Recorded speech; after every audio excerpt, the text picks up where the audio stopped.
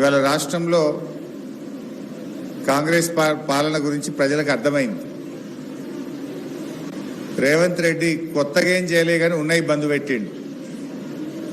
దవాఖాన పోతే కేసీఆర్ కిట్ బంద్ అయిపోయింది, బతుకమ్మ చీరలు బంద్ అయిపోయినాయి. నేను కేసీఆర్ నగర్లో బస్తీ దవాఖాన పెట్టి అందులో డాక్టర్ లేడు, మందులు లేవు, ఉన్నాయి బంద్ అవుతున్నాయి. కేసీఆర్ నగర్లో దవాఖాన బంద్ అయిందా లేదా? అందులో డాక్టర్ లేడు, ఉత్తరే స్టాఫ్ నర్స్ ఉన్నట్టున్నది, ఇంత మందులు కూడా లేవు, దవాఖానలు ఆగమైపోయినాయి. కేసీఆర్ కిట్ పోయింది, గొర్రె పిల్లల పథకం పోయింది, మైనార్టీ బంధు పోయింది, దళిత బంధు పోయింది, బీసీ బంధు పోయింది, గొర్రెల పథకం పోయింది, చేప పిల్లలు బంద్ అయిపోయినాయి. ఇట్లా ఒకటి ఒకటి బంధు పెట్టుడే తప్ప కొత్తగా ఇచ్చింది ఏమి లేదు. రేవంత్ రెడ్డిది ఎట్లా ఉంటుందంటే వెనుకటికో సామెత ఉండేది, కూట్లరావు దేనుడట ఏట్లరావు దిత్తాని పోయిందట. రేవంత్ రెడ్డి తీరుగా అట్లా ఉన్నది. ఎందుకు ఈ మాట అంటున్నా అంటే నిన్న మొన్న మనం గ్రామ సభలు అయినాయి. గ్రామ సభలు అయితే రేవంత్ రెడ్డిని అందరూ ఏమైనా నీ 6 గ్యారంటీలు అని వార్డు సభల్లో గ్రామ సభల్లో ప్రజలు నిలదీస్తున్నారు. ఎమ్మెల్యేలను, మంత్రులను, అధికారులను ప్రజలు నిలదీస్తున్నారు. కానీ రేవంత్ రెడ్డి ఏం చేస్తుండు? కేరళకు పోయిండు. ఎట్లా ఉందంటే ఇంట్లో ఈగల మోత, ఈయన పోయి కేరళలో పల్లకి మోత. ఏమని చెప్తుండు కేరళలో?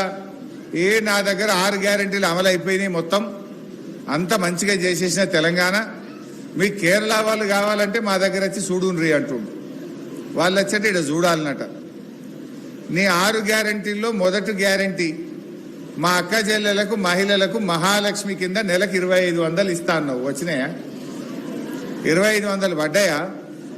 ఇప్పుడు ఈ గవర్నమెంట్ వచ్చి దాదాపు 28 నెలలు అయింది, 2.5 సంవత్సరాలు అయింది. అంటే మనకి ఎన్ని పైసలు రావాలి చెల్లె? ఒక్కొక్క చెల్లెకు రేవంత్ రెడ్డి 75,000 రూపాయలు బాకీ పడ్డాడు. నెలకు 2500 పడితే 28 నెలలకు ఎన్ని రావాలి? 75,000 రూపాయలు ఒక్కొక్క చెల్లెకి పడాలనా వద్దా? అంటే రేవంత్ రెడ్డి మహాలక్ష్మిలో మొదటి గ్యారంటీ ఎగ్గొట్టిండు. ప్రతి చెల్లెకు అక్కకు 75,000 బాకీ పడ్డాడు. కేరళ పోయి ఏమంటుండు? అన్ని చేసినా మీరు వచ్చి అడుగుర్రి అంటుండు. ఏమడుగుతాం? ఇంకో హామీ చెప్పిండు అవ్వా తాతలకు. ఆనాడు కేసీఆర్ గారు 200 ఉన్న పెన్షన్ 2000 చేసిండా లేదా? బీడీలు చేసేటోళ్ళకి కూడా ఇచ్చిండా లేదా? ఒంటరి మహిళలకు ఇచ్చిండు, వితంతువులకు ఇచ్చిండు, బోధకాలుంటే ఇచ్చిండు, ఎయిడ్స్ పేషెంట్లుంటే ఇచ్చిండు, డయాలసిస్ పేషెంట్లకు ఇచ్చిండు, చేనేత కార్మికులకు ఇచ్చిండు, గీత కార్మికులకు ఇచ్చిండు. ఇట్లా కేసీఆర్ గారు 20 లక్షల కొత్త పెన్షన్లు ఇచ్చిండు. ఆనాడు కాంగ్రెస్ ఉన్నప్పుడు 23 లక్షలే ఉండే. కేసీఆర్ గారు వచ్చినాక 43 లక్షల పెన్షన్లు అయినాయి. అంటే కొత్తగా 20 లక్షల కొత్త పెన్షన్లు ఇచ్చిండు. 200 ఉంటే 2000 రూపాయలు చేసిండు కేసీఆర్. కాంగ్రెస్ వాళ్ళు ఏమన్నారు? 4000 ఇస్తామన్నారు. పడ్డాయా? ఎవరికన్నా? 4000 ఎగబెట్టిండు. కానీ కేరళ ఏమంటుండు? ఏహే అన్ని చేసినా మీరు వచ్చి చూడుండ్రిడా. ఏం చూడాలి కేరళ వాళ్ళు వచ్చి? 4000 ఇచ్చినావు నీ ముఖానికి. అంటే అందుకే అన్నా నేను, ఇంట్లో ఈగల మోత, కేరళలో పోయి పల్లకీల మోత. ఈడనేమో అన్ని ఎగబెట్టిండు, ఉన్న స్కీములు బంద్ పెట్టిండు. కానీ అక్కడ పోయి నేను అన్ని ఇచ్చినా మీరు వచ్చి మా తెలంగాణలో అడుగుండ్రి అని కేరళ వాళ్ళని రాండ్రి అంటుండు. ఇంత పచ్చి అబద్ధాలు మాట్లాడతారంటే, అంటే అబద్ధాలను కూడా నిర్లజ్జగా మాట్లాడుతుంటాడు. అతికినట్టుగా ఎటువంటి అంటే బొంకుడే బొంకుడు, నోరుంది కదా అని ఏది పడితే అదే. జనం ఏమనుకుంటారో తెలియదా? ఇప్పుడు తెలంగాణలో ఉన్న చెల్లి ఏమనుకుంటుంది? వీడు 2500 ఎగ్గొట్టిండు కానీ ఆడపోయి అన్ని ఇచ్చినా అంటుండే వీడు దొంగ అనుకోరా? అవ్వ ఏమనుకుంటుంది? అరే వీడు కేసీఆర్ ఇచ్చిన 2000 ఇస్తుండు, వీడు 4000 ఇస్తా అని మోసం చేసిండు, కానీ వీడు పోయి గాడ 4000 ఇచ్చిన అంటుండు వీడు మోసకారి అని అవ్వ అనుకోదా? అనుకుంటుందా? అనుకోదా? మోసకారి అనే విషయం అర్థం కాలేదా ప్రజలకు? ఈరోజు रमजान का तोहफा बंद कर दिया, बतकम्मा का శాడీ బంద్ हो गया. ఏమన్నారు? ఇంకా కేసీఆర్ 1,00,000 రూపాయలు ఇస్తుండు పెళ్లికి, నేను తులం బంగారం కలుపుతా అన్నాడు. వచ్చినా? ఎన్ని తులాలు వచ్చినాయి? ఎంతమందికి వచ్చినాయి? అన్ని ఉత్తముచ్చట్లే, అన్ని అబద్ధాలు, మాయ మాటలు చెప్పి గద్దెకెక్కిండ్రు, ప్రజల గుండెల మీద దన్నిండ్రు. రైతులకు కూడా మోసం. అంతేందుకు ఇవాళ పొద్దుగాల నాకు ఎవరో ఒక అవ్వ చెప్తుండే, నేను అటు తిరుగుతూ ఉంటే, సారుగా మంచినీళ్ళు కూడా జర వాసనత్తున్నాయి, మిషన్ భగీరథ నీళ్లు మొన్నట్లే కత్తలేవు అన్నది.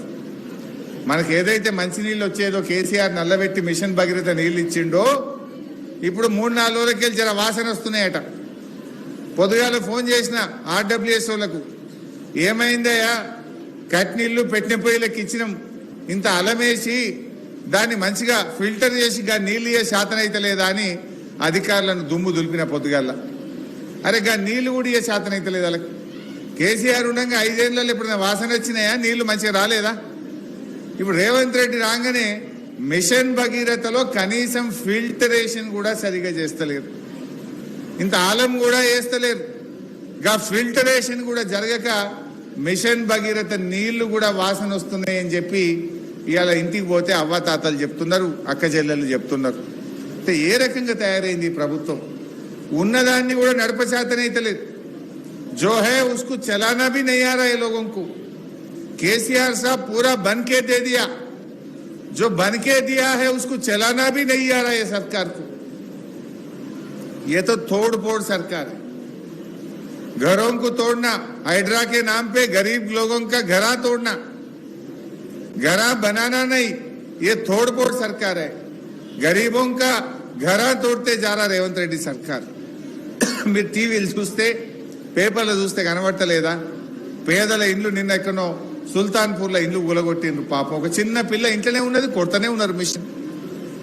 వాళ్ళు పాపం కట్టు బట్టలతో రోడ్డు మీద పడ్డారు. ఇంట్లో సామాన్ కూడా తెచ్చుకోవడానికి ఛాన్స్ ఇస్తలేరు.